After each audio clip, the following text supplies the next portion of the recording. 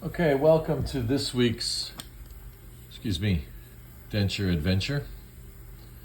I thought I'd select something that kind of re-emphasizes what we've been discussing over some time, and this case came across this week.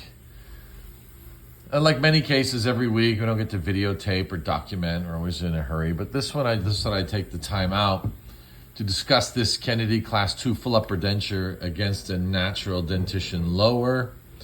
This patient presented from the Community Health Services Department, so therefore like a discounted type of service. This patient unfortunately had gone through 4 complete upper dentures unsuccessful in the marketplace in a row.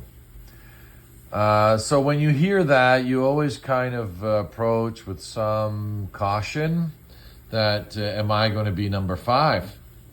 But I follow the principles of complete denture construction. So we have a final impression, opposing dentition. I've got all the anatomy marked out. I took a vertical dimension, which happened to be a similar vertical dimension of the existing one that she had. The existing one that she had been wearing had these 2 huge, large centrals, and hopefully I'll put the stills on another on the next video after process. But these huge 2 centrals. So it always tells a story. You could see that the client, I had guessed. They said, "Oh, it looks like you had a bridge and you lost the bridge and you were missing your 2 front teeth and the space was wide." So the immediate denture that she was wearing had these 2 centrals that replaced the 2 centrals of the bridge, which were Pontics. And she goes, "Yeah, how'd you know?" I said, "I didn't. I just took a guess, because no one would ever choose this type of mold for this type of mold for this size of an arch." And if we follow like golden rule of proportion, we could see that the width of the lower anterior 6 can guide us in a width of anterior 6 maxillaries when we're choosing teeth.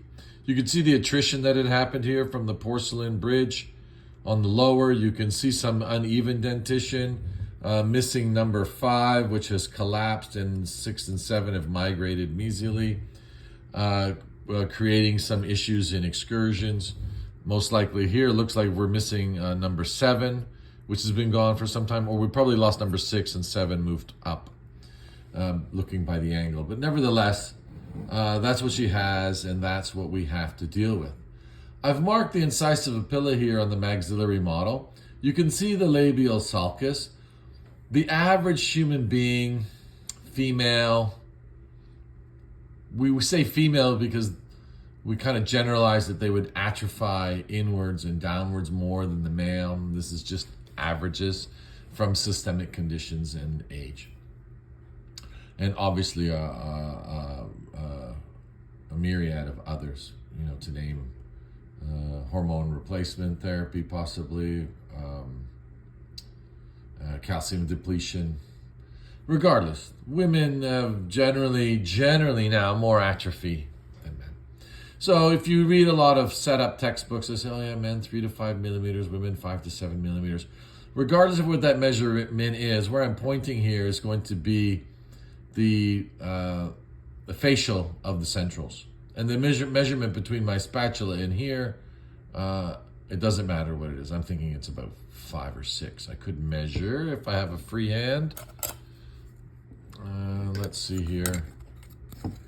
I just grabbed this plate, and I'll just try to measure if I pull my hand here from here, and that's about 6. Sorry if we went out of focus. That's about 6 millimeters. So I made my occlusion rim, and I made my occlusion rim 22 millimeters, which is the average adult. And then I took the centric relation record. Centric relation record presented in extreme class 2, almost div 2. The previous dental technicians, dentists, and denturists had set the anteriors in a retro incline, lingual version, emergence angle as my spatula here, lingual version, and it looks kind of silly. So I did not know how this is, I still don't know how this is gonna go, but I'll come back with part 2 of the video, how the try-in's gonna go. So I selected the teeth, and I did the try-in. I have step-by-step stills of the try-in if you wish, but I maintained the emergence angle, as I had just mentioned, from the incisive papilla. Usually the facial will fall into the labial constraints of this sulcus here. And here we said it was about 5 to 6 millimeters here from the papilla. I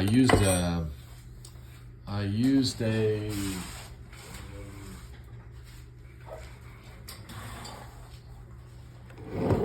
gauge, and I took the existing one. This is always a good tool to use from the incisive papilla down, and you can take a millimeter measurement here from the centrals. Her existing one was 5, I'm at 5.5. Her existing one was at 11, I'm at 11.5, so I've increased VDO. But one thing difference between the denture that I'm creating here is this profile emergence angle is pretty much average at 10 degrees of the labial section, and we have some parallel to the occlusion, and we're going to maintain this overjet. Am I going to put a bite plane on the palate, like, you know, class 2, div 2, and then lock the patient in like the one she has? I'm not sure yet. I think the speech function, or speech anyways, will be really affected with this huge plastic guide plane.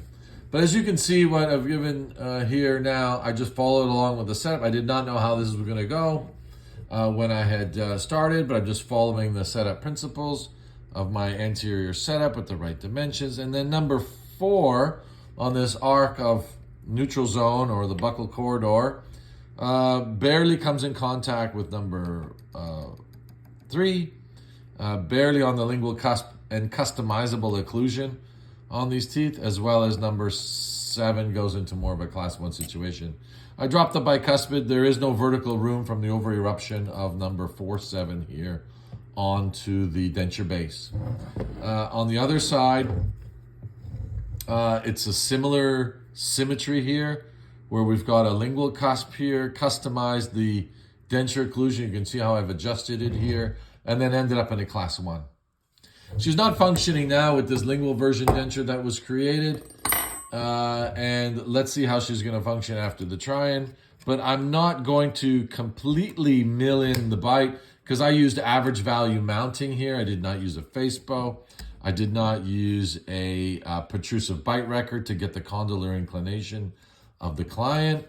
Let's see if I can loosen up the condyles here a little bit for us. And then I just gently, it's a little stiff, gently milled in these eccentric contacts. The whole idea with the denture function is that when this client is left and right, that we minimize the instability of the maxillary upper denture. We minimize this instability that will kind of break retention and this type of movement. The one she has now, she's locked in. I say, move your jaw left and right, and it ends up doing this, which creates more atrophy of the maxillary ridge, more sore spots, more dislodgement, more fluid entrapment, and more unhappiness.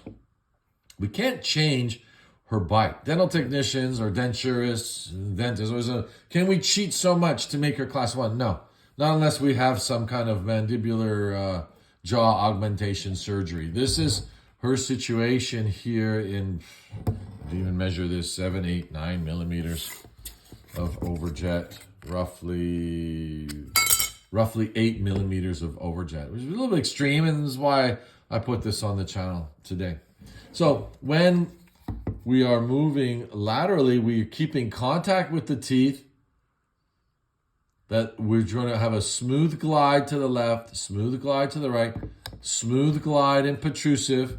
Clients that in a class 2 situation have this extreme extended range of motion that they could go more protrusive with the mandible and bite at the front, bring it back, and do the functioning here at the back. Now, when I do the try-in, I'll see how these excursions go. I'm sure there's going to be some tripping a little bit earlier. We're going to minimize it.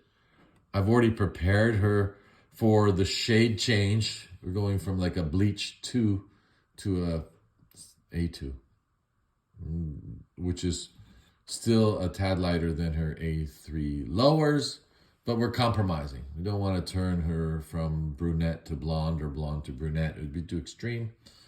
And everyone's used to seeing her with those large centrals. So lots to digest here. I mean, tooth companies in the past have created class 2. I think Ivoclar used to make, if they still do, I'm not sure, a T-type mold, which would have the reduced lingual cusp of the first bicuspid and then going into a class 1 occlusion at the back. But I'm using here Vita MFT, let's say more of an entry line tooth. I mean, this is a almost pro bono denture for social assistance, but that doesn't mean we're going to minimize the treatment. We're still going to go through preliminaries, final impressions, bite registrations. I put in a semi-adjustable articulator, probably only from habit. I'm not going to use a plain line articulator, even though I'm using average value mountings. But this one here helps me simulate a little bit better than a standard plain line articulator. Both we're going to have to adjust the occlusion chair side. And I think, like I said, I could have done it on a plain line articulator, but I put on the semi-adjustable articulator just from habit, because mostly all the cases I do, I put them on here. It makes no difference. It's the same amount of plaster. And I did average value, meaning Bonwell's triangle, Balkwell angle at 26, and the condylar guidance was at 30.